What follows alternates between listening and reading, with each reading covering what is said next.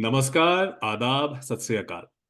Spotlight with money channel पर मैं मणिमुख शर्मा आप सबका इस्तकबाल करता हूं। उम्मीद है आप लोग हमारा शो देख रहे हैं। हिंदुस्तान एक बहुरंगी देश है। यहाँ हिंदुओं की अक्सरियत है, मगर मुल्क का आईन सेक्युलर है।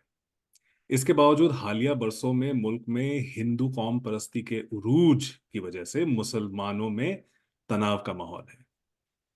इस कौम परस्ती की नुमाइंदगी करने वाला भारतीय जनता पार्टी एक और हिंदुस्तान को विश्व गुरु बनाने की बात कर रहा है, लेकिन दूसरी ओर उसके नेता पोलराइजिंग बयानबाजी करते हैं, जिससे मुल्क में फिरका वाराना तशद्दुद बनता है, जिसका शिकार मुसलमान बनता है।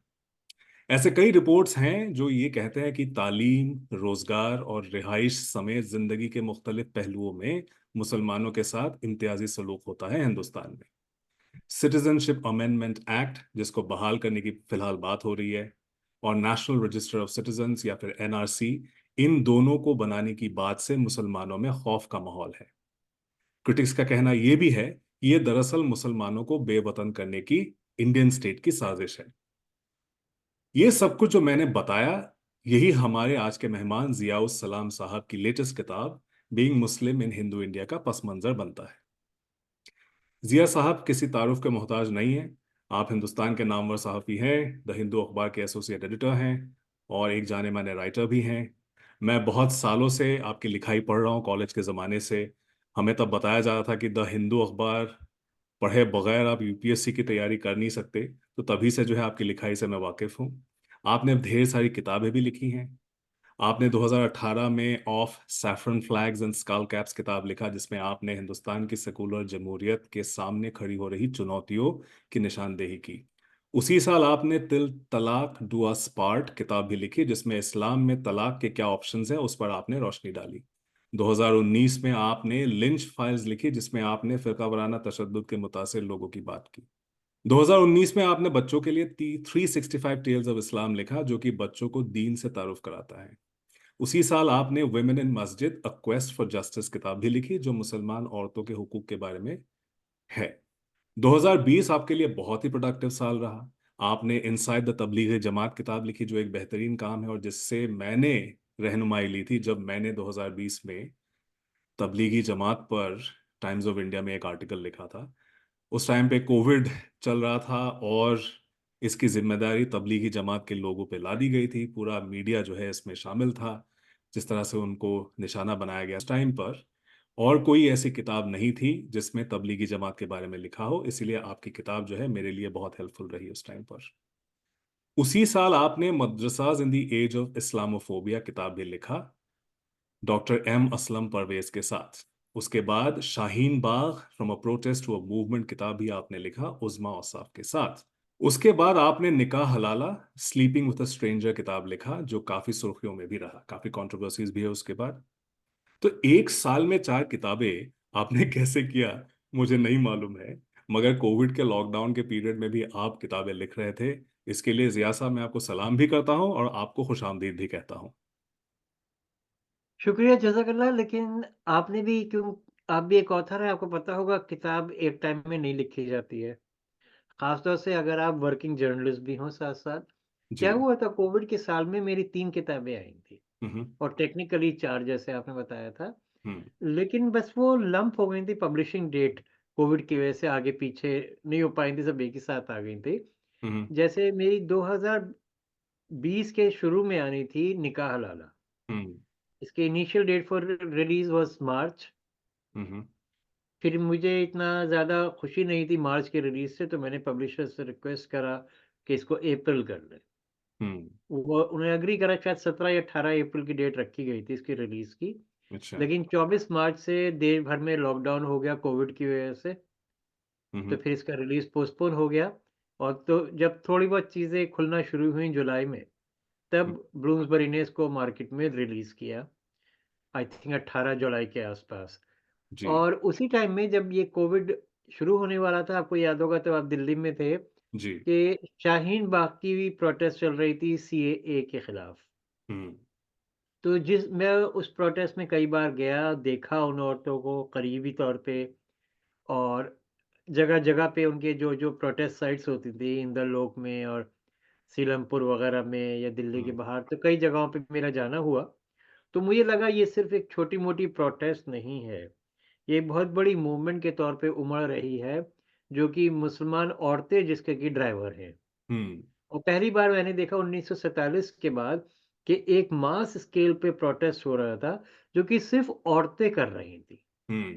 हमेशा मर्द आमतौर पे प्रोटेस्ट पे आते थे, औरतें सपोर्ट करती थीं, या एक आध केस में कोई एनवायरमेंटलिस्ट आती थी, उसके साथ में मर्द औरत दोनों जुड़ते थे। तो हम्म। ये पहली बार थी जिसमें मर्द दो का नामो निशान नहीं था। सो हम्म। आई रियलाइज कि ये सिर्फ एक प्रोटेस्ट नहीं था, ये मूवमेंट था। तो मैंने शाहीन बाग की किताब लिखी, जी। और मैंने पब्लिशर्स को सिर्फ इस रिक्वेस्ट के साथ दी थी, उनको शायद मार्च के पहले हफ्ते में, कि आप इसको 2 से 3 महीने में रिलीज़ करेंगे, तो मैं हम्म। आपको दूँगा, अदरवाइज़ नहीं दूँगा। तो हम्म। ब्लूमसबरी ने एग्री करा, और मैंने फर्स्ट ड्राफ्ट उनको फर्स्ट वीक ऑफ मार्च में दिया, फिर फाइनल उनको आई थिंक कोविड के शुरू में दे दिया था, 27 मार्च तक ऐसे कुछ में। तो उन्होंने वो किताब भी, अपना जो उनका वादा था, उन्होंने अपना अहद पूरा करा और हम्म। जुलाई में रिलीज़ कर दी। तो इस तरह हम्म। से निकाह हलाला और शाहीन बाग दोनों एक साथ आ गई। जी। अब हमारे मीडिया का कुछ ये उनकी नवाज़िश रही कि जब कोविड शुरू हुआ तो हमारे मीडिया अपना पोलराइजिंग टैक्टिक्स से और हिंदुत्व एजेंडा को आगे ले जाने से नहीं बाज आया। हम्म। इन्होंने 30 मार्च से तबलीगी जमात को कटघरे में खड़ा कर दिया कि जी। तबलीगी जमात के वॉलंटियर्स की वजह से हमारे देश में कोविड फैल रहा है। हम्म। और उसके लिए कोई सबूत नहीं दिया गया, सिर्फ़ जी। फ़ेक वीडियोज़ दिए गए, या कहीं पे किसी और जगह का वीडियो शेयर कर दिया। जी। सिर्फ़ मुसलमानों के खिलाफ़ एक देश में क्लाइमेट बनाने के लिए, हम्म। एक हेट क्लाइमेट बनाने के लिए मुस्लिम्स की तरफ। तो ऐसे टाइम में मैंने फिर तबलीगी जमात पे किताब करी, inside the Tablighi Jamaat. Hmm. And because वो टॉपिकल थी, तो हार्पर कॉलिन्स को मैंने वो दी थी, तो हार्पर कॉलिन्स ने भी चाहा कि ये अभी टॉपिकल है तबलीगी जमात की बात, जी। तो इसको जल्दी रिलीज़ करना चाहिए। तो इस तरह से तीनों किताबें 10 दिन के अंदर जुलाई में आ गई। तो जहाँ एक तरफ से एज़ एन ऑथर अच्छा लगता है, वहाँ हम्म। पे दूसरी तरफ आपको ये भी पता है कि मार्केट में फिर एक ना एक किताब को नुकसान होगा। हाँ। जी। तो ये ये बात चीज़ हो है। जाती है, बट उ उसके बाद फिर मैंने एक डिसाइड करा कि कुछ टाइम तक कुछ नहीं लिखूँगा। जी हाँ, बीच में 2 2 सालों साल में के कुछ नहीं वक़्त के आया। बाद, तकरीबन 3 साल के बाद, 3 हाँ। सवा 3 साल के बाद, ये नवंबर एंड में मेरी किताब आई पिछले साल, जी। बीइंग मुस्लिम इन हिंदू इंडिया, जिसका कि हमने फॉर्मल लॉन्च अभी जनवरी में ही किया है। जी। जी। ये नहीं हार्पर कॉलिन्स ने पब्लिश की है। जी जी, बहुत बहुत मुबारकबाद आपको इस किताब के लॉन्च पर। और आपने इतनी हिम्मत जी। दिखाई, ऐसे दौर में, ऐसे माहौल में आपने ये किताब लिखी। पब्लिशर्स ने भी हिम्मत दिखाई है, ऐसे वक्त में उसको पब्लिश किया है। देखिए, ये बात मुझे कई लोग कह चुके हैं कि जी। आपने बहुत हिम्मत दिखाई। जैसे इंग्लिश में लोग कहते हैं ना, यू हैव बीन ब्रेव।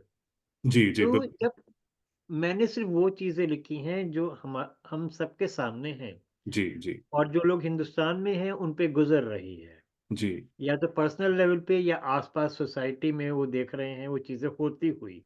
तो जी। मैंने कोई अलग से कोई चीज़ नहीं बताई है, लेकिन लोग फिर भी ब्रेव कह रहे हैं, तो इससे पता चलता है कि आज भारत के लोग जो भी हक के पहरेदार हैं, वो हम्म। कितने खौफ में जी रहे हैं। जी। एक भय का वातावरण है देश में कि आप सच कह नहीं सकते, सच कहने से डरते हैं, क्योंकि आपको पता है आपने सच बोला तो एक बड़ी ट्रोल आर्मी है, वो जी। आपके पीछे आ जाएगी, और बहुत सारे इसके पॉलिटिकल रेमिफिकेशंस होते हैं। तो हम्म। इस लिहाज से लोग शायद ये कह रहे हैं, but by the grace of God so far so good. जी, और उम्मीद है कि ऐसे ही जाएगा आगे भी।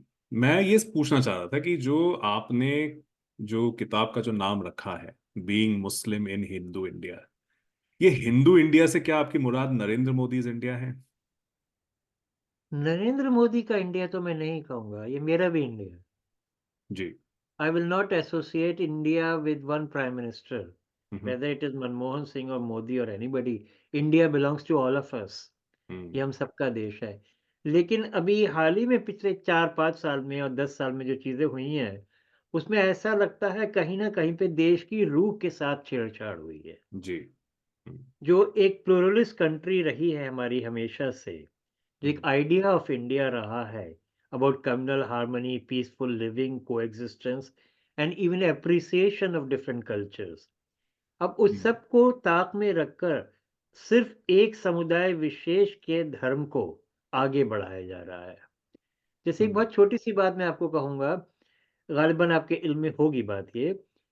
इलाहाबाद में एक मुस्लिम महिला थी अस्पताल में, हम्म। उनके घर का कोई आदमी वहाँ पे एडमिट था, तो वो नमाज़ पढ़ रही थीं नीचे बेसमेंट में अकेले ख़ामोशी से। और हम्म। ज़ाहिर बात है जब कोई अपने घर का आदमी वहाँ पे बीमार हो तो इंसान बहुत दुआ करता है उसकी सेहत के लिए। तो उस तरीक़े से वो दुआ कर रही थी अकेले बैठकर ज़मीन पर जानमाज़ पर। हम्म। और उन पे हॉस्पिटल ने केस फ़ाइल करा, कंप्लेंट करी, उनको वार्निंग दिया गया है कि आप ऐसा नहीं कर सकते यहाँ पे। और उसी प्रदेश में जब कांवरियाज़ वापस आते हैं गंगा जल के साथ, तो हमारे चीफ मिनिस्टर ने ऑर्डर करा है हर साल कि हम्म। जो ब्यूरोक्रेट्स हैं, वो उन पे रोज़ पेटल्स जो हैं, गुलाब की पंखुड़ियाँ, वो हम्म। उन पे बरसाएँगे। हेलीकॉप्टर से उन पे फूल बरसाए जाएँगे। तो एक तरफ आप हिंदू जो श्रद्धालु हैं, उनके स्टेट मशीनरी यूज़ करके उनका इस्तकबाल कर रहे हैं। हम्म। दूसरी तरफ एक खामोशी से मुसलमान औरत अपनी नमाज़ अदा कर रही है, तो आप उस पे कंप्लेंट जारी कर रहे हैं। और इससे भी ज़्यादा गलत चीज़ मुरादाबाद में हुई थी, पिछले रमज़ान में, अब तकरीबन समझिए 10-11 महीने हो गए। हम्म। मुरादाबाद वेस्टर्न यूपी में कुछ लोग रमज़ान की स्पेशल नमाज़ होती है तरावी, हम्म। तो वो अदा कर रहे थे एक आदमी के घर पर, हम्म। प्राइवेट प्रॉपर्टी पे। अपने घर पे एक साहब ने नमाज़ का आयोजन किया था, तो 10-20 लोग जो भी उनके अपने मुतल्लिक़ीन में थे, वो उसमें शामिल हुए थे। तो हम्म। उन पर एफआईआर हो गई थी कि आप नमाज़ कैसे पढ़ सकते हैं। मतलब आज के टाइम में अगर कोई मुसलमान प्राइवेटली नमाज़ पढ़ रहा है अपने 4 दोस्तों के साथ घर पे, तो परेशानी है। हम्म। एक औरत अकेले नमाज़ पढ़ रही है तो परेशानी है।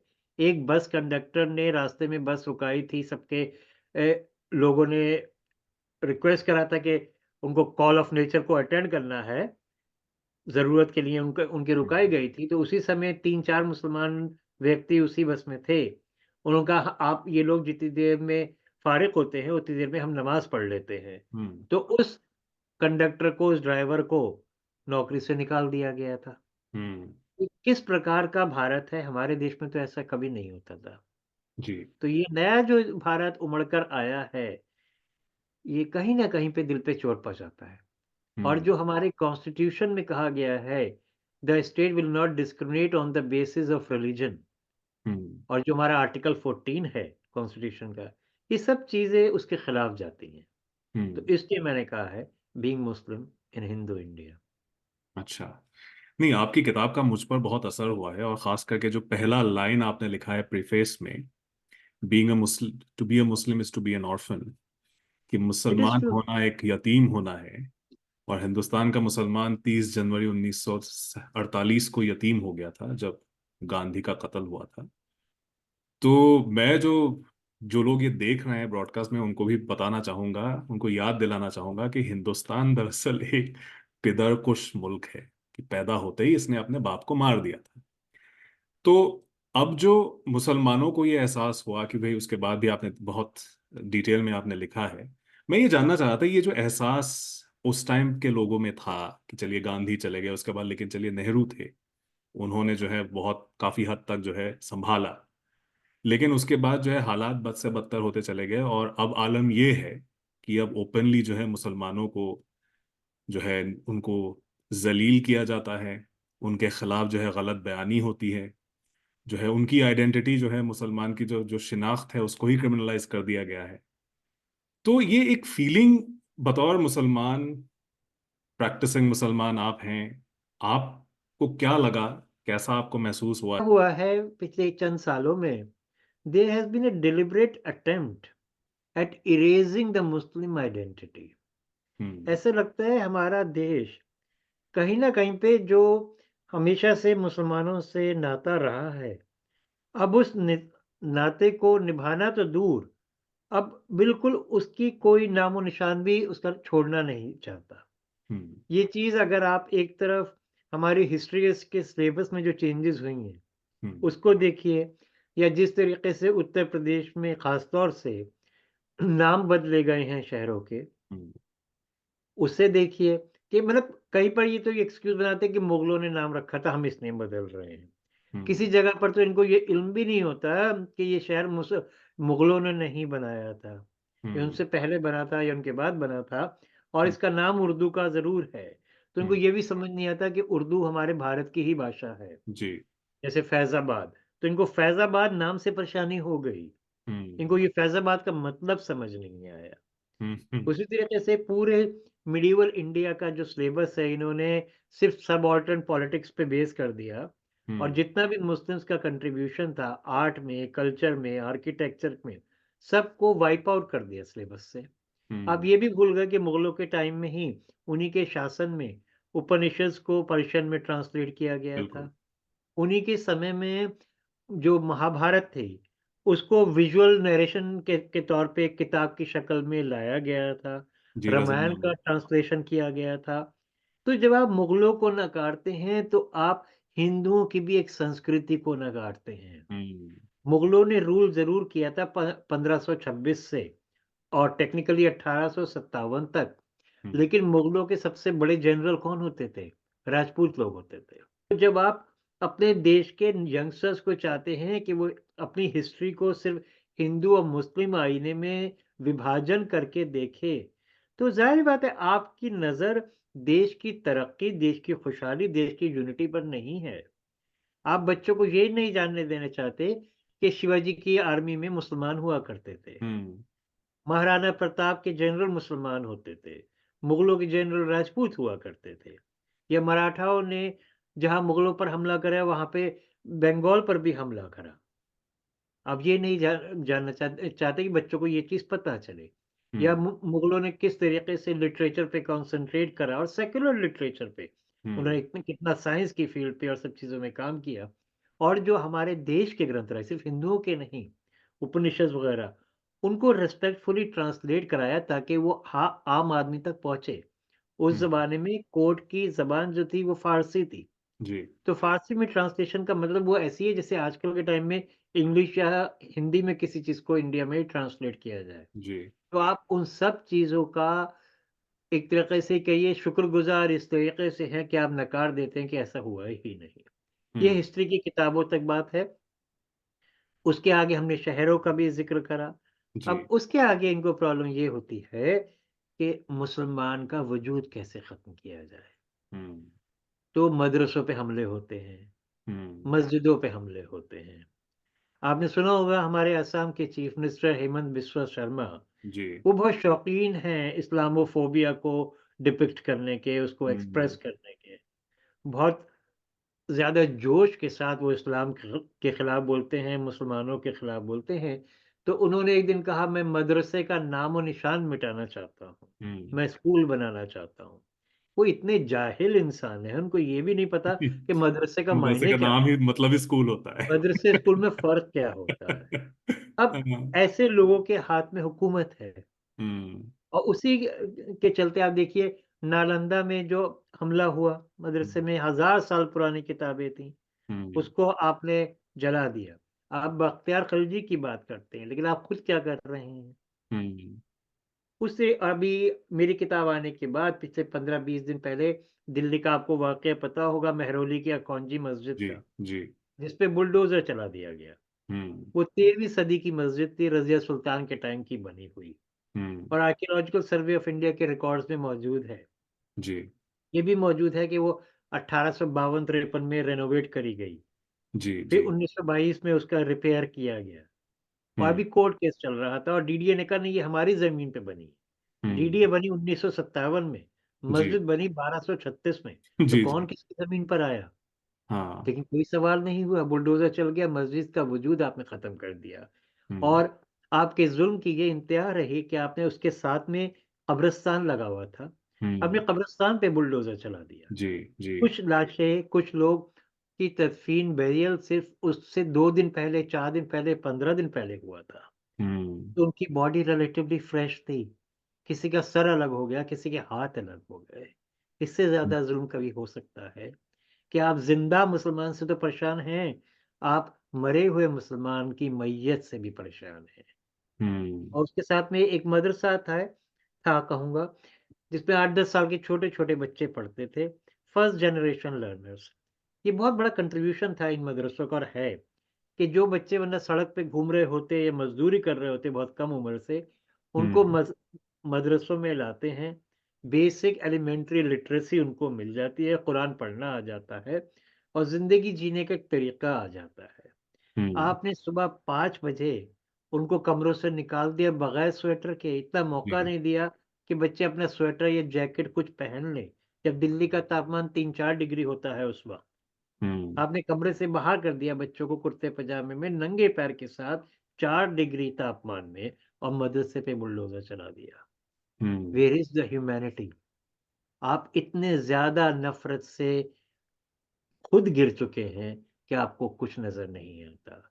आप भारत देश के मुसलमानों से नफ़रत करते-करते जो आइडिया ऑफ इंडिया है, आप उससे नफ़रत करने लगे, अपने आईन से नफ़रत करने लगे। हम्म। ऐसे टाइम पे अगर हम खामोश रहेंगे, तो हम आगे आने वाली नस्लों को क्या जवाब देंगे? हम्म। ये आगे आने वाली नस्लों की तरफ जो हमारा कर्ज़ है, वो उतारने की कोशिश है मेरी ये किताब। जी, और पुरजोर कोशिश है मुझे लग रहा है, और काफी मुकम्मल शुक्रिया। कोशिश साबित होगी ये। मैं ये आपसे पूछना चाह रहा था, क्योंकि आपने अलग अलग हिस्सों में किताब को आपने बांटा है, और उसमें आपने जो है मुसलमानों का जो एक तौर से आप कह सकते हैं जो सियासी पसमानदगी जो हुआ है, पब्लिक लाइफ से भी गायब हो गए हैं, इलेक्टोरल रोल से भी गायब हो रहे हैं। तो आपने ट्रिपल तलाक बिल पे जो बहस हुई थी, उसका आपने जिक्र किया है कि कोई एक मुसलमान एमपी नहीं थी बीजेपी की जो इस पर बोले, कोई एक औरत मुसलमान एमपी नहीं थी बीजेपी की इस पर बोले, और 303 एमपीज में बीजेपी के कोई एक भी मुसलमान नहीं है। 17वीं लोकसभा में कोई भी एक मुसलमान नहीं था। जी।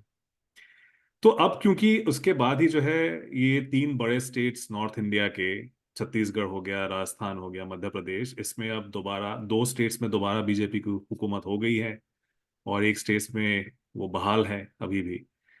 तो क्या आपको लग रहा है कि ये स्टेट लेवल पे भी ये चीजें रेप्लिकेट हो सकती हैं या हो रही हैं? हो चुकी हैं। देखिए, पहली बार सन 47 के बाद ऐसा हुआ है हम्म। कि जो लीडिंग पॉलिटिकल पार्टी है देश की, जो कि सेंटर पे हुकूमत कर रही है, हम्म। उसके पास एक भी मुसलमान मिनिस्टर नहीं है, हम्म। एक भी मुसलमान एमपी नहीं है। हमारी सरकार का दावा है, नारा है, सबका साथ, सबका विकास। हम्म। सबका साथ में इन्होंने शायद मुसलमानों को तो छोड़ दिया हम्म। और ईसाइयों को भी छोड़ दिया है और सरदारों को भी बहुत हद तक छोड़ दिया है। तो हम्म। सबका साथ किसका? सिर्फ़ एक ख़ास समुदाय का। हम्म। और सबका विकास, किसका विकास? आप ये बात करते हैं कि हमने मुस्लिम महिलाओं को आज़ाद किया ट्रिपल तलाक से। तो ये हम्म। तो आपने सुप्रीम कोर्ट की खिल्ली उड़ाई है। हम्म। सुप्रीम कोर्ट आप नहीं गए थे, मुसलमान औरतें गई थी हम्म। Supreme court. और सुप्रीम कोर्ट ने इंस्टेंट ट्रिपल तलाक को इनवैलिडेट किया, ना कि नरेंद्र मोदी ने। हम्म। और उसके बाद जब आपने सुप्रीम कोर्ट के कहने पे कानून बनाया, तब आपके पास एक मुसलमान औरत मौजूद नहीं थी, जो कि आपके पक्ष में बोल सकती होती। हम्म। क्योंकि आपने मुसलमानों को बिल्कुल दरकिनार कर दिया है अपनी सियासत से। हम्म। आज आप बीच में मुसलमानों को एक क्रम्स के तौर पर किसी को एमएलसी बना देते हैं यूपी में, किसी को किसी कमीशन में एक मेंबरशिप दे दी जाती है। हम्म। वो भी सिर्फ़ एक नज़र बनाने के लिए कि हाँ, हमारे साथ इक्का-दुक्का मुसलमान हैं। लेकिन सच्चाई ये है, अब से कुछ महीने पहले त्रिपुरा में पहली बार एक बीजेपी एमएलए इलेक्ट हुए हैं, वरना 1300 में से एक भी 1300 एमएलएज़ हैं देश में बीजेपी के तकरीबन, हम्म। उसमें से एक भी मुसलमान नहीं। और हम्म। आपने कहा वोटर्स रोल की बात, आप डिलिमिटेशन एक्सरसाइज़ खामोशी से कर रहे हैं। असम में आपने डिलिमिटेशन एक्सरसाइज़ करी और उसमें डिलिमिटेशन के बाद ये हो गया कि पहले 29 ऐसे सीट्स होती थी 29 जिसमें मुस्लिम वोट क्रूशियल होता था आउटकम के लिए। हम्म। आपने वो कम करके 22 कर दिया। उत्तर प्रदेश में कितनी ऐसी सीटें हैं जहाँ पर कि मुस्लिम समुदाय अगर मेजॉरिटी में नहीं तो उसके करीब था। हम्म। आपने वो सीट शेड्यूल कास्ट के लिए रिज़र्व कर दी। हम्म। आप नहीं चाहते मुसलमान पार्लियामेंट पहुँचे, मुसलमान व विधानसभा पहुँचे। और जब वो इन सब चीज़ों के बावजूद पार्लियामेंट पहुँचता है, वो देश के आईन पे हाथ रखकर कसम खा रहा होता है अपनी ड्यूटीज को पूरा करने की, तब आप उसको हैरेस करते हैं पीछे से नारे लगा के लोकसभा के अंदर जय श्री राम के। हम्म। कभी आपने ऐसा वक्त सोचा था कि हमारे देश में ऐसा वक्त आएगा? हम्म। कभी नहीं। उसके साथ साथ आपने मुसलमानों को टिकट देना बंद कर दिया। हम्म। बीजेपी ना के बराबर मुसलमान को इलेक्शन में उतारती है। कांग्रेस ने पहले से बहुत कम कर दिया है। और हम्म। जो रीजनल पार्टी जिसका अभी आपने जिक्र सरसरी तौर पे किया, डीएमके है, एआईएडीएमके है, बीजू जनता दल है, बीआरएस है, हम्म। ये लोग कहाँ मुसलमानों को टिकट देते हैं? हम्म। बहुत आसान है हर चीज में बीजेपी को ब्लेम करना, लेकिन इनको हम्म। किसने मना किया मुसलमानों को टिकट देने से? हम्म। पिछले इलेक्शन में AIADMK, DMK, TRS which letter became BRS, Biju Janata Dal, NCP, इनमें से किसी ने मुसलमान को टिकट नहीं दिया था। हम्म। और राजस्थान में हम हमेशा कहते हैं ऑल्टरनेट गवर्नमेंट बनती है, एक बार हम्म। बीजेपी की, एक बार कांग्रेस की। आज तक सन 47 से 2019 के चुनाव तक सिर्फ एक मुसलमान एमपी राजस्थान से पार्लियामेंट आए हैं। वो दो हम्म। बार आए एक ही व्यक्ति। तो कांग्रेस को किसने मना किया था मुसलमानों को वोट देने के लिए, वो टिकट देने के लिए? तो हम्म। ये जो सियासत है ये पुरानी है। अब ये सामने आई है बड़े लेवल पर बीजेपी की वजह से, हम्म। लेकिन इसका जो बीज है वो पहले रखा जा चुका था। हम्म। बहुत बार लोग ये भी कहते हैं कि जब भी बीजेपी के दौर में जो कुछ हुआ है मुसलमानों के साथ या बाकी माइनॉरिटीज के साथ, इसका जो है माजी में वो एग्जाम्पल्स ढूंढते हैं, बोलते हैं देखिए ये तो पहले भी होता था, इसमें अलग क्या है। एक किस्म का जो है एक डाउन प्ले करने मतलब की अगर कोशिश। पहले गलत होता था तो हम भी गलत कर रहे हैं, जी। बस जी। इतना तो फर्क है। जी। जी। जी। तो ये इस चीज को निगेट करने की कोशिश होती है। और ऐसे बहुत से जो हैं मुसलमानों में भी ऐसे लीडर्स हैं जो कम्युनिटी लीडर्स के तौर पे जो है खुद को पेश करते हैं। वो आरएसएस के साथ भी जाके मीटिंग करते हैं। वो दिखाने की कोशिश करते हैं कि देखिए जो है हमें मिल बैठ के जो है ये जो हमारे मसले मसाइल हैं इनको सुलझाने हैं सबके साथ मिल करके, रिप्रेजेंटेशन हमें भी मिले। और वो कहते हैं कि नहीं नहीं इसका जो है इतना खराब नहीं है, और हिंदुस्तान में दरअसल मुसलमान महफूज हैं वो इसलिए भी क्योंकि हिंदू धर्म जो है सेकुलर है, प्लूरलिस्टिक है ये। देखिए ये चीज मुख्तार अब्बास नकवी ने कही थी जी। कि मुसलमान हिंदुस्तान में महफूज हैं। हम्म। मैं एक छोटी सी बात पूछूंगा, नकवी साहब के कैबिनेट में मैं महफूज रहे? हम्म। उनको खुद कैबिनेट से निकाल दिया गया, उनके पास कोई मंत्रालय नहीं है, उनको कोई टिकट नहीं दिया गया राज्यसभा का, लोकसभा का, वो कहाँ खड़े हैं? हम्म। और जब एक चीज तो सो कॉल्ड मिनिस्टर और एमपी के साथ हो सकती है, तो आम मुसलमान की दुर्दशा क्या हो? हम्म। और ये सब कहना कि बहुत बेहतरीन हालात हैं, ये कुएं के मेंढक वाली बात है। हम्म। जब तक आप जाइए सिर्फ एलीट एरियाज में और उनसे मिलिए इन अ पार्टी, आपको सब कुछ अच्छा लगता है। हम्म। जब आप जाइए देश के छोटे शहरों में या दिल्ली की भी छोटी गलियों में, तब हम्म। आपको देश की सच्चाई से वास्तविकता हो जाती है। हम्म। दादरी दिल्ली से, हमारे देश की कैपिटल से बहुत ज्यादा दूर नहीं है। जी। क्या हुआ था 2015 में 28 सितंबर को अखलाक के साथ? हम्म। एक मुसलमान ईद का जश्न मनाया अपने घर वालों के साथ, अपने पड़ोसियों के साथ, हम्म। और उसके बाद वो अपने बेडरूम में सो रहा है, और वो हम्म। वहां पर महफूज नहीं साबित हुआ। वहां पे लफंगे आए, हिंदुत्व के गुंडे आए, हम्म। वहां से खींचा बाहर, फर्स्ट फ्लोर के बेडरूम से जीने से खींचते हुए नीचे लाए, घर का दरवाजा तोड़ा, बाहर निकाला, सड़क पे ले गए, चौराहे पे ले गए, मारा, पीटा, इतना मारा कि उनकी जान चली गई। हम्म। जब उनका पार्थिव शरीर घर वालों को मिला और वो गुस्ल करना चाह रहे थे बॉडी का, हम्म। लास्ट नमाज से पहले, बेरियल से पहले, तो उनको अगर सीधी तरफ करवट दिलाते नहलाने के लिए तो हड्डी के टूटने की आवाज आती, ओहो। हम्म। बाएं तरफ से करवट दिलाते तो टूटी हुई हड्डी पर ही हाथ पड़ता।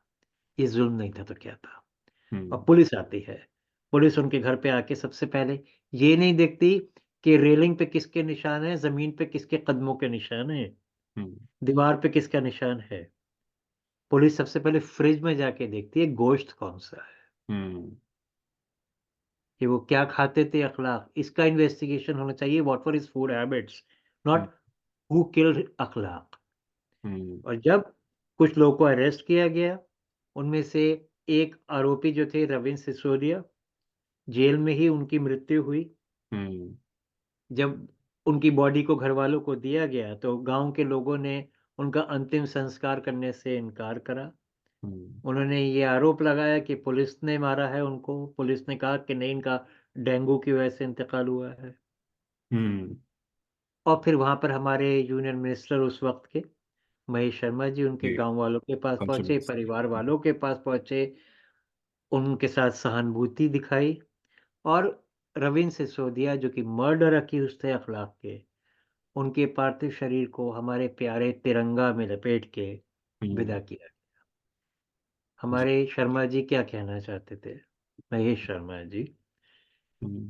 कि एक सिपाही जो फ्रंटियर पे, सरहद पर पाकिस्तान से लड़ते हुए या चीन से लड़ते हुए हम्म। अपनी जान की कुर्बानी देता है, तो हम उसके शरीर को अपने देश के तिरंगे में रुखसत करते हैं।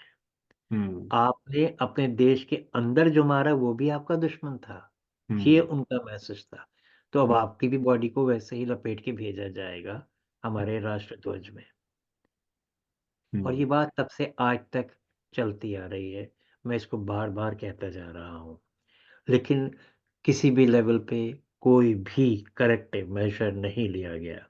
मैं हम्म। आपको दावे से कह रहा हूँ, आपने एक बार भी होम मिनिस्टर का ट्वीट देखा, हम्म। बयान देखा, जिसमें उन्होंने कहा हो लिंचिंग के खिलाफ के अखलाक की लिंचिंग गलत हुई, या तबरेज़ अंसारी की लिंचिंग गलत हुई, या हम्म। इम्तियाज़ की लिंचिंग गलत हुई, या फराजलो की लिंचिंग की गलत हुई, इनके साथ नाइंसाफ़ी हुई, हम्म। या जो भी हुआ गलत हुआ। या हमारे प्राइम मिनिस्टर जो कि बहुत खुशी से प्रेयर्स के बर्थडे पर भी ट्वीट करते हैं, हैप्पी बर्थडे के मैसेजेस, उन्होंने हम्म। एक बार भी ट्वीट किया हो इन सब चीज़ों पे। या हम्म। हमारी रूलिंग पार्टी का कोई एमपी इनके घर कभी सहानुभूति दिखाने चलने गया हो, हम्म। या हमदर्दी के अलावा कोई उनको रकम दी गई हो कि आप अपनी ज़िंदगी दोबारा से खुशहाल बनाइए, हम्म। दोबारा से अपने पाँव पे खड़े होइए।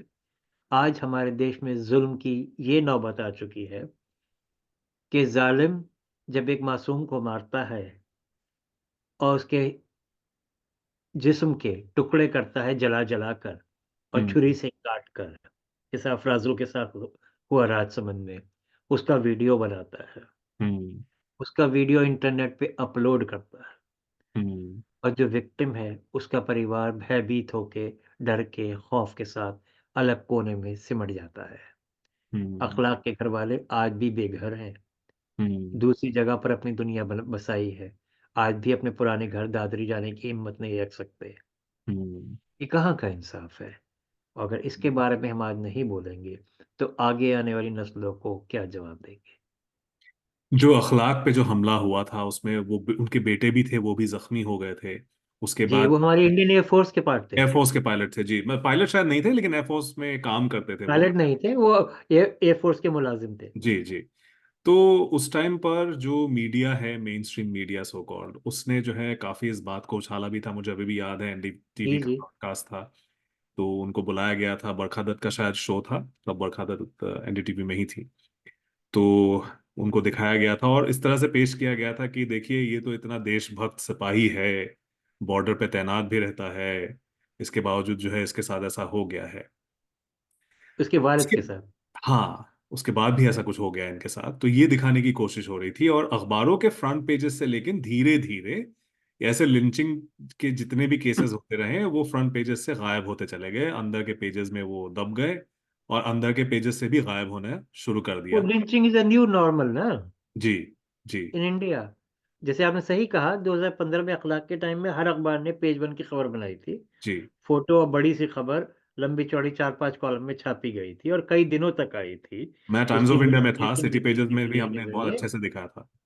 लेकिन उसके बाद जब 2022 में, 23 में, 24 में लिंचिंग थी, कहाँ पे खबर आई? जी। ऐसा लगता है मीडिया भी बहुत खुश है, हम्म। खामोश है, कोई बात नहीं, ये तो बिल्कुल ऐसी है कि सूरज इतने बजे निकलेगा आज और इतने बजे डूबेगा।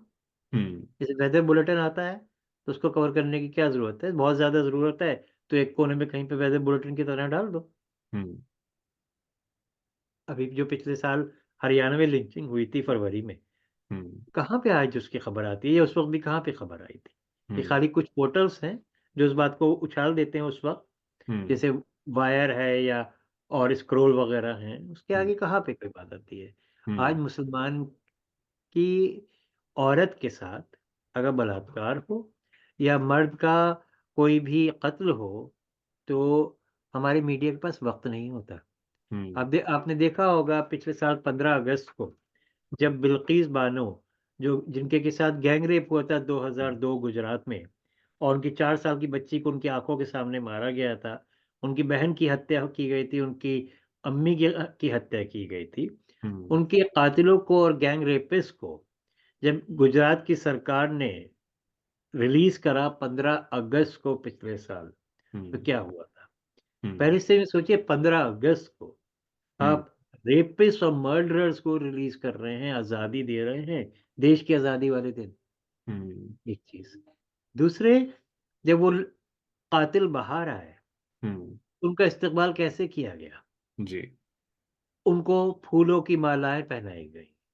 यंग लड़के जो थे 22-25 साल के, 30 साल के, उन्होंने उनके पांव छू के उनकी ब्लेसिंग्स ली, और फिर औरतें भी उनको थी। मिठाई वगैरह खिलाई गई। जी। आप ये सोचिए, जिस समाज में रेपिस्ट के, मर्डरर के पांव छुए जाएं और उनकी दुआएं ली जाएं, वो समाज कितना गिर गया है।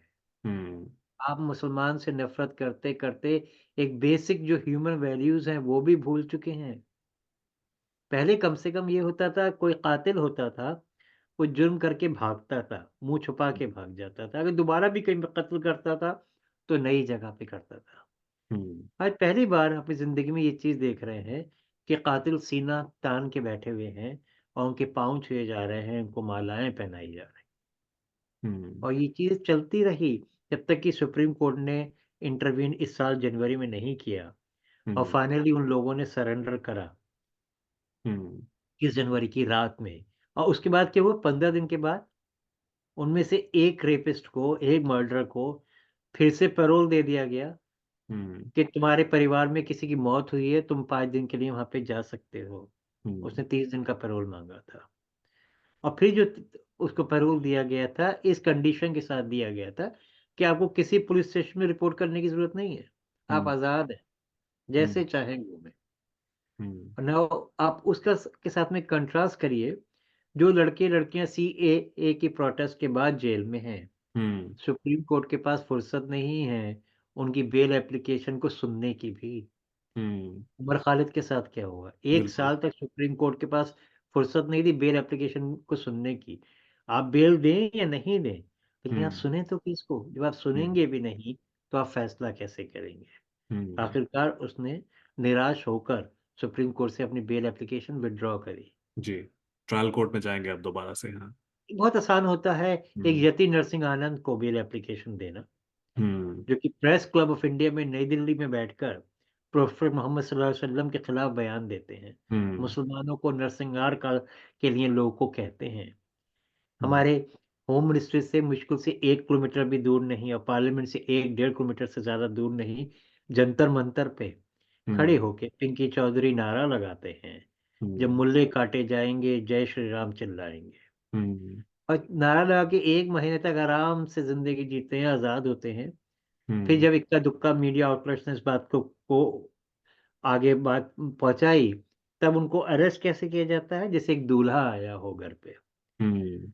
वो अपने पार्ट जितने भी उनके साथी थे उनके साथ एक रैली निकालते हैं 1 किलोमीटर लंबी, हम्म। जिसमें दोबारा से वही नारे लगाए जाते हैं और जय श्री राम के नारे लगाए जाते हैं, और पिंकी चौधरी को कंधों पे उठाया जाता है, माला पहनाई जाती है, फिर आखिरकार उनको कंधों से उतारा जाता है पुलिस स्टेशन में सीधा लाके।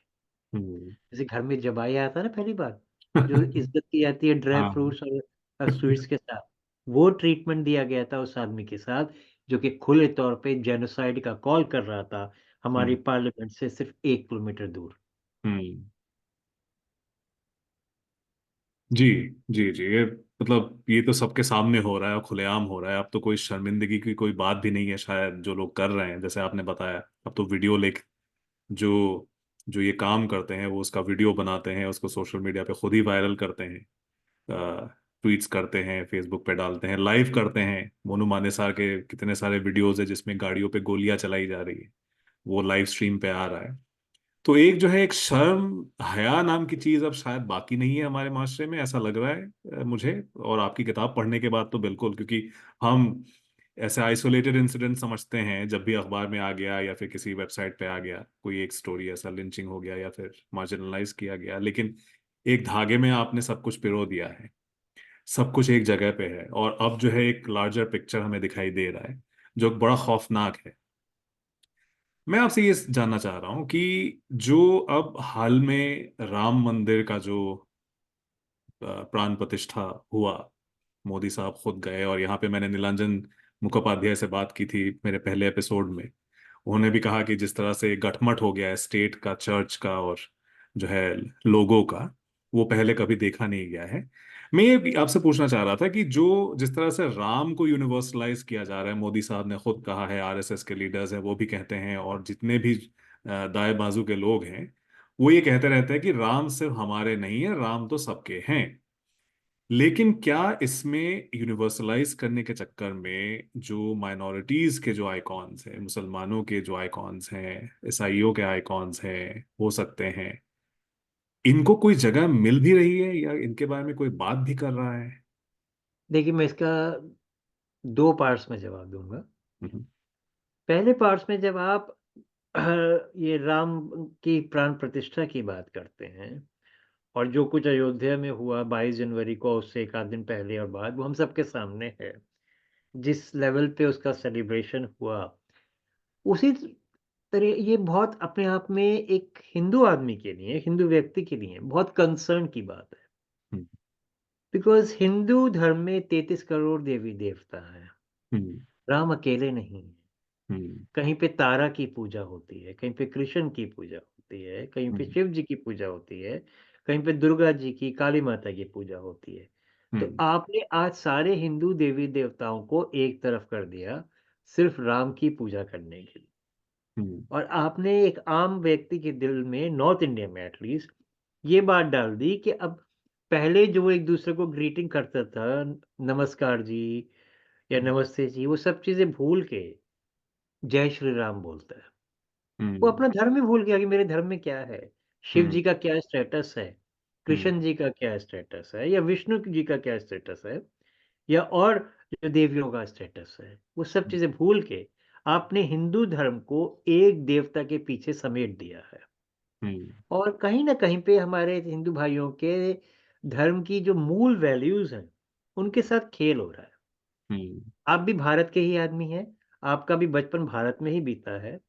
आप याद करिए, जब आप बच्चे थे, ये मैं बच्चा था, तो हम हमेशा राम दरबार का एक फ़ोटो देखा करते थे। हम्म। उन्हीं की मूरत देखा करते थे कि राम जी होते थे, उनके एक तरफ लक्ष्मण, एक तरफ सीता हम्म। और चरणों में हनुमान जी। हम्म। ये जिसका सरगम फ़िल्म में गाना भी बना था, के जी। विश्वनाथ की फ़िल्म में 79 में। तो राम ये हर लक्ष्मण जी। तरफ एक हाँ। मूरत हुआ करती थी राम जी हम्म। की। तो फिर आपने जब बाबरी मस्जिद राम जन्मभूमि का एजिटेशन शुरू करा 86 के बाद से, तो पहले स्टेज में आपने वहाँ पे लक्ष्मण और सीता को हटा दिया। हम्म। और जो हिंदू भाई लोग जय सिया राम कहा करते थे, उनको सिया राम के बदले जय श्री राम कहना शुरू कर दिया उन लोगों ने। हम्म। और राम जी को आपने अचानक एक मस्कुलर डिएटी के तौर पे पेश करना शुरू करा। अचानक उनके रिपलिंग मसल्स आ गए, जो हम्म। नए पोस्टर्स मार्केट में आए। ये मैं हम्म। 89-90 की बात कर रहा हूँ, 92 तक ऐसा रहा। हम्म। अभी पिछले चंद सालों में हनुमान जी की जो इमेज रही है, आपने उसको उल्टा कर दिया। हम्म। हनुमान जी के आपने भी देखे होंगे, जितने भी आइडल्स हमने अपने देश में देखे या उनके पोर्ट्रेट्स देखे, वो हाथ जोड़ के राम जी के चरणों में होते थे। हम्म। उनकी सेवा के लिए प्रस्तुत होते थे। हम्म। किसी-किसी जगह पे हनुमान जी अपराइट खड़े होते थे, अपना सीना चीर कर, और सीने में राम जी होते थे और सीता जी होती थी, कि हम्म। हमारे मेरे दिल में राम बसते हैं। हम्म। लेकिन पिछले कई सालों में क्या हुआ, जो आपने दिल्ली में गाड़ियों पे देखा होगा शायद, जी। मोटर्स पे जो नए स्टिकर्स आए हैं, वो है एंग्री हनुमान के। हम्म। When was the last time you saw an idol of angry Hanuman in growing up in India? Never. And there were more Hindus in India, say in 1999 or 95, than percentage wise, than they are there in 2024. हम्म तो ये कहीं न कहीं पे हिंदू धर्म के साथ खामोशी से खिलवाड़ हो रहा है। जो हम्म हिंदू धर्म की अपनी एक आइडियोलॉजी रही है कि हम्म हर किसी की इज़्ज़त करनी है, हर हम्म भगवान की इज़्ज़त करनी है, हम्म बराबर से करनी है। आप उस लोगों को उसको भुलवाना चाह रहे हैं। हम्म ये तो हुई एक बात। दूसरी आपने कहा कि मुसलमान की इसमें कोई जगह है, ईसाई की जगह है, तो नहीं है। कोई भी मुसलमान जैसे कि इकबाल ने भी कहा था, वो इमाम हिंद है राम जी। हम्म तो राम जी की उस प्रकार से इज़्ज़त ज़रूर करेगा। हम्म और इस्लाम बिल्कुल नहीं सिखाता कि आप दूसरे के धर्म पे कोई टिप्पणी करें, हम्म किसी भी तरीके से उसकी इज़्ज़त में कमी करें। हम्म वो इज़्ज़त ज़रूर करेगा, लेकिन वो अपनी मस्जिद ही जाएगा ना नमाज़ पढ़ने के लिए। हम्म वो जो आजकल के कुछ हिंदुत्व के गूँस आ गए हैं, उनके जैसा नहीं हो सकता कि ये हम्म लोग रामनवमी का जुलूस निकालेंगे, हनुमान जयंती का जुलूस निकालेंगे, लेकिन जुलूस किसी मंदिर पर जाके ख़त्म नहीं होगा। जुलूस रुकेगा तो एक मस्जिद के बाहर रुकेगा। हम्म मस्जिद पे क्योंकि भगवा झंडा लहराना है, हम्म मस्जिद की मीनार पे कब्ज़ा करना है, गुंबद पे कब्ज़ा करना है। तो हम्म उसके लिए आप अपने त्योहार की जो बेसिक आइडियोलॉजी है, जो आस्था है, उसके साथ भी आप खिलवाड़ कर रहे हैं। हम्म मेरा बचपन दिल्ली में बीता है पूरा। मैंने हम्म कभी रामनवमी पे किसी प्रकार का कोई वायलेंस नहीं पाया कि हम्म कोई हिंसा हुई हो। क्या रामनवमी पे कोई भी जुलूस कभी पास्ट में किसी मस्जिद पे जाके रुका हो? किसी हम्म मस्जिद से किसी ने पथराव करा हो या उन्होंने कोई भी जो जुलूस में लोग श्रद्धालु शामिल थे, उन्होंने कोई एंटी मुस्लिम स्लोगन लगाए हों, हम्म कभी ऐसा नहीं होता था। एक प्यार से, मोहब्बत से रामनवमी मनाई जाती थी इज़्ज़त के साथ। अब वो चीज़ बदल गई है। हम्म। मैं एक बात फिर से मैं क्योंकि मैंने उसका एक जिक्र किया था उसके बाद बात आगे बढ़ गई लेकिन फिर से मैं उस पॉइंट पे वापस आना चाहूंगा कि मैंने क्योंकि सईद नकवी साहब की किताब का जब लॉन्च हुआ था पहली किताब का मतलब इससे पहले जो उन्होंने लिखा था 2015-16 की बात होगी शायद तब उन्होंने जो है बुक लॉन्च पे एक बात कही थी कि हिंदुस्तान और पाकिस्तान का जो फर्क उन्होंने बताया था या बताने की कोशिश की थी उसमें ये कहा था कि भाई पाकिस्तान जो है क्योंकि हिंदुस्तान से अलग हो गया तो हिंदू धर्म का जो एक अम्ब्रेला था उससे भी हट गया तो उसमें जो है एक किस्म का जो है एक एग्रेशन आ गया या फिर एक इंटॉलरेंस टाइप का आ गया तो वो भी बेसिकली वही बात जो आजकल राइट विंग की तरफ से कहा जाता है कि देखिए हिंदू है हिंदुओं की अक्सरियत रही है हिंदू इसीलिए सेकुलरिज्म बचा हुआ है हिंदुस्तान में ये बात थोड़े अलग अंदाज में लेकिन ऑलमोस्ट सेम उसका जूस तो सेम ही निकलता है वो बात उन्होंने भी कही थी अम, तो क्या ये एक एहसास था तब तक क्या ये एहसास अभी भी बरकरार है क्या आप भी ऐसा समझते हैं इतने सालों बाद देखिए, मैं आपको एक चीज़ बता रहा हूँ, बहुत कड़वी बात है। हम्म जो बात आपने कही ना सही है, पास्ट में। हम्म लेकिन आज जो सेकुलरिज़्म को बचाने की ज़िम्मेदारी है ना देश में, हम्म ऐसा लगता है वो मुसलमानों के कंधे पर आ चुकी है। हम्म मुसलमान ज़िक्र करेगा गंगा-जमनी तहज़ीब का। हम्म वो कहेगा इमाम हिंद श्री राम को। हम्म वो बोलेगा मैं दिवाली पे पड़ोसी के घर जाता हूँ या होली पे उसके घर जाता हूँ या ईद पर मेरे पड़ोसी हिंदू भाई मेरे घर आते हैं। हम्म आपको ये बीजेपी वाले, हिंदुत्व वाले कभी ये कहते हुए नहीं सुनाई पड़ेंगे हम्म कि हम ईद पे उसके घर गए, मुसलमान के घर गए या हमने होली पे उनको न्योता दिया, दिवाली पे न्योता दिया, वो आए। हमने हम्म होली उनके साथ मनाई। आज जितनी भी सेकुलरिज़्म को ज़िंदा रखने की ज़िम्मेदारी है, वो सिर्फ़ मुसलमान के कंधे पे आ पड़ी है। हम्म क्योंकि मेजॉरिटी कम्युनिटी का एक बहुत बड़ा हिस्सा आज हिंदुत्व के और हिंदू राष्ट्र के नशे में है। हम्म वो देश के आईन का तो शायद बाद में सोचेगा, उसको अपने धर्म का भी ज्ञान नहीं है आज, हम्म कि मेरे धर्म के साथ क्या खिलवाड़ हो रहा है। जो वेजिटेरियनिज़्म के नाम पे वायलेंस हो रहा है, उसको ये भी गलत नहीं लगता। हम्म तो जब आज का हिंदू अपना जो मूल वैल्यूज़ हैं वो खो चुका है या भूल चुका है। उससे हम्म ये सोचना कि वो याद रखेगा गंगा जमनी तहज़ीब, आई थिंक ये कुछ ज़्यादा होगा। हम्म लेकिन having said that, there is a vast section in the majority community today which still swears by the constitution, hmm by the idea of India, by the right to equality, by hmm the by Article 25, which gives us freedom to practice or propagate any religion. हम्म तो इस बात को कभी भूलना नहीं चाहिए कि हमारी रूलिंग पार्टी को कितनी भी पॉपुलैरिटी सोशल मीडिया पे या अखबारों में या इलेक्ट्रॉनिक मीडिया में हासिल है, हम्म लेकिन देश के 60% लोग आज भी इनके खिलाफ हैं। हम्म इनको अभी तक 40% वोट से ज़्यादा नहीं मिला है, हम्म इलेक्शन में 2014 में और 2019 में दोनों में। हम्म और इस 60% को अब वोकल होना पड़ेगा हम्म और यूनाइट होना पड़ेगा। चुनाव जीतने के लिए नहीं, हमारे देश की जो रूह है, उसको बचाने के लिए। हम्म हमारे देश की जो रूह है, उस पे जो हमला हो रहा है, ये हम्म सिर्फ़ मुसलमान पे या ईसाई पे हमला नहीं हो रहा है। ये जो हमला है, ये आइडिया ऑफ इंडिया पे हमला हो रहा है। हम्म जो एक सदियों से जो संस्कृति चली आ रही, उस पर हमला है। आज जब आप अयोध्या की बात करते हैं, राम मंदिर की बात करते हैं, बहुत अच्छी बात है। लेकिन आप ये कैसे भूल सकते हैं कि अयोध्या में 2 नबियों की भी कब्र है। हम्म अयोध्या मुसलमान के लिए भी एक इम्पोर्टेंट जगह है हम्म और इस्लाम की शुरुआत अरब के डेज़र्ट से नहीं हुई थी। वहाँ पे लास्ट प्रोफेट आए थे, but the hmm first prophet Hazrat Adam was born in the Indian subcontinent, जो हम्म आदम्स फुट आज भी श्रीलंका में मौजूद है। हम्म तो हमेशा से हमारे देश में लोग अलग-अलग धर्म के रहे हैं और एक साथ रहे हैं। वक़्तन-फ़वक़्तन वायलेंस हुआ है, उसको कोई नहीं नकार सकता, लेकिन वो पॉलिटिकल वायलेंस था बाय एंड लार्ज। हम्म जैसे कभी गज़नवी ने हमला करा, तो हम्म पॉलिटिकल वायलेंस था, हम्म, या गोरी ने किया, तो गज़नवी ने तो अपने मुसलमान भाई को भी मुल्तान में नहीं छोड़ा था, जी बिल्कुल। हिंदुस्तान पर जो हमला किया था। या जैसे आपने अपनी किताब में ज़िक्र करा, जी अकबर ने जो इबादत खाना में चीज़ एक मिसाल पैदा करी थी, अलग-अलग मज़हब के लोगों को एक जगह पे लाने के लिए, डिबेट करने के लिए, कहीं न कहीं पे उससे इंस्पिरेशन लेकर हमारे कॉन्स्टिट्यूशन में सेकुलरिज़्म का मुद्दा आया और एक freedom to practice any religion का आर्टिकल आया। तो हम्म हमारे साथ जहाँ पास में बुराइयाँ रही हैं, अच्छाइयाँ भी रही हैं और शायद हर एक देश का पास्ट वैसा ही होता है।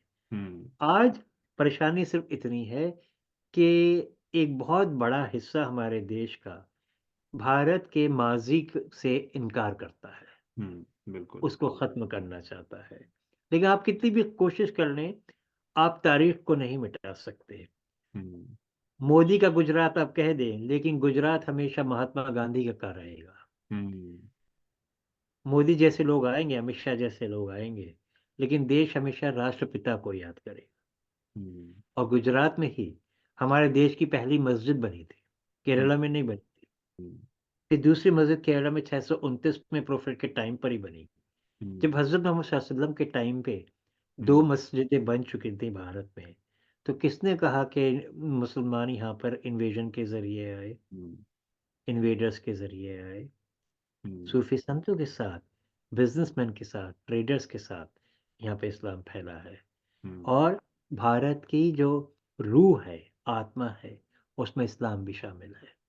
जी जितने कि हमारे हिंदू धर्म के ग्रंथ शामिल हैं, वेद शामिल हैं, उसी प्रकार से हमारे मुसलमान भाई शामिल हैं, हमारे सिख, हमारे बौद्ध धर्म के लोग शामिल हैं। और जो हिंसा रही है एक धर्म की दूसरे धर्म के लोगों की, वो हर देश की सच्चाई है। हम्म आज आपको हमारे देश में भारत में सबसे कम बौद्ध धर्म लोग मिलते हैं, बौद्ध धर्म के लोग मिलते हैं, हम्म क्योंकि बौद्ध धर्म की शुरुआत भारत में हुई। जी तो बौद्ध धर्म के प्रैक्टिशनर्स को किसने ख़त्म किया? हम्म मोनास्ट्रीज़ पे किसने हमला करा? तब तक तो सो कॉल्ड मुस्लिम रूल नहीं हुआ था ना। हम्म उस और ज़माने के हिंदू रूलर्स ने किया। हम्म उस ज़माने के हिंदू रूलर्स ने मोनास्ट्रीज़ पे अटैक करा, बौद्ध धर्म के जो मंदिर थे, उनको विष्णु टेम्पल बनाया गया, ये बोध गया में है और जगह-जगह पर है। ये चीज़ हमेशा से चली आ रही है। लेकिन हम्म उसका मतलब ये नहीं है कि हम गौतम बुद्ध को भूल जाएँगे भारत में। हम्म हम आज भी गौतम बुद्ध की इज़्ज़त करेंगे। कुछ मुसलमान उनको एक पैगंबर का दर्जा भी देते हैं। हम्म हज़रत ज़ुल्किफ़्ल से उनको पैरेलल माना जाता है, कई बार एक भी माना जाता है। हम्म उसी प्रकार से कितने मुसलमान ये हैं जो कहते हैं कि दशरथ जो थे, श्री राम के पिता, हम्म। वो हज़रत आदम अलैहिस्सलाम की चौथी नस्ल में से थे।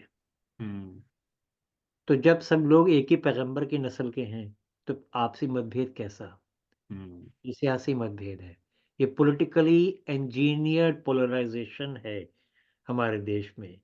ये जो हेट क्लाइमेट है, इसको फ़ैन करने वाले हमारे सियासी लीडरान हैं। और हम्म। मुझे पूरा यकीन है, आज नहीं तो कल, मुमकिन है कुछ साल लगे, लेकिन the idea of India will be revived. ये आ, मैं आपके ख्यालात सर आंखों पर ऐसा ही हो।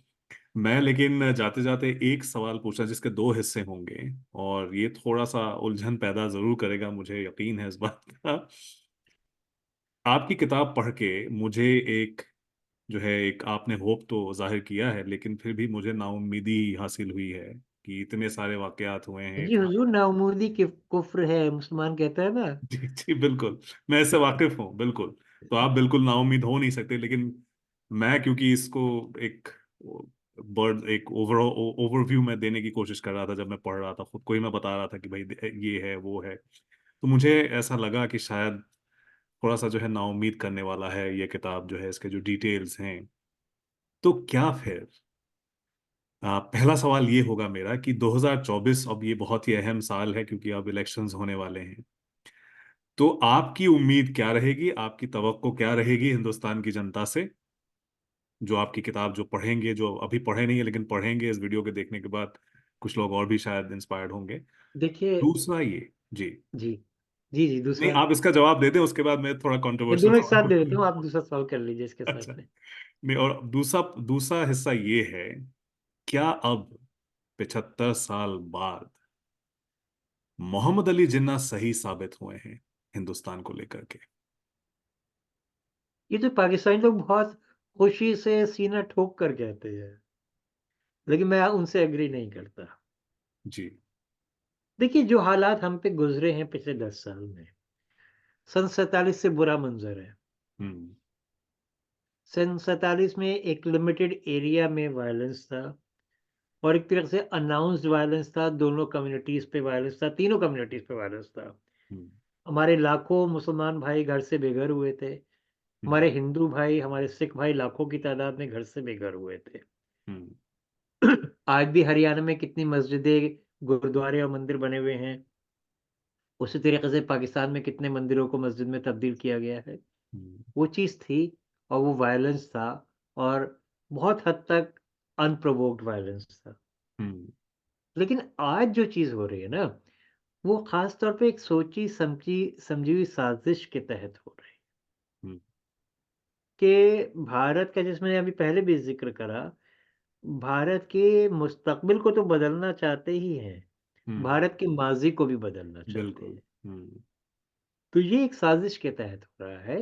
लेकिन जैसा कि मैंने अपनी किताब में भी ज़िक्र करा, और अभी पिछले सवाल के जवाब में भी ज़िक्र करा, ये वक़्ती चैलेंजेज़ हम्म। हैं बहुत डेडली, बहुत ब्रूटल, बहुत hmm. Dehumanising, but I am very certain that ultimately humanity will prevail.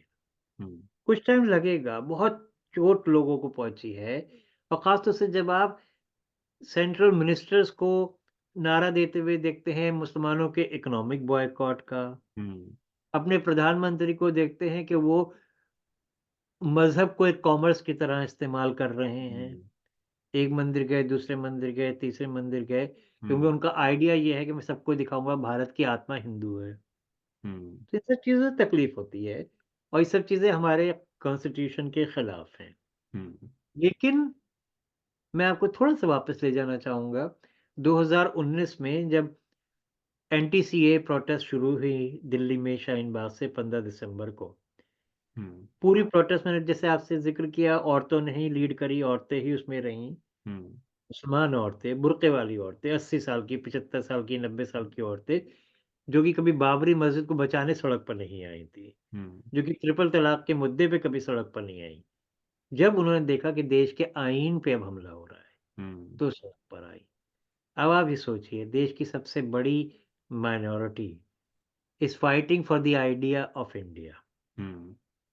Then what is the role of the majority community? Hmm, ऊपर से तो लगता है सभी जय जयकार करने वाले हैं मोदी की, लेकिन 60% Indians are anti BJP. Hmm, they are silent, they need to speak up, they need to find their voice, they need to be less timid, more brave, as you said at the beginning of our conversation.